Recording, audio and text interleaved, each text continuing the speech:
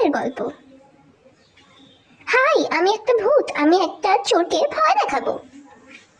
দেখি তো এই বাড়িতে কি কি আছে, কি কি চুরি করা যায়।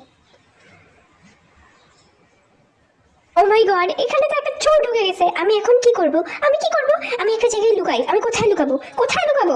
কোথায় লুকাবো আমি?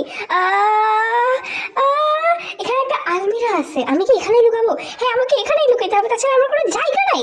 তাড়াতাড়ি লুকাই পড়ি। আহ, দেখি কি ফালতু রুম রে বাবা, ভাঙা চুরা। এই ওখানে একটা আলমিরা আছে, হঠাৎ করে এটা চকচক করছে, সোনাদানা আছে নাকি? যাই তো দেখি।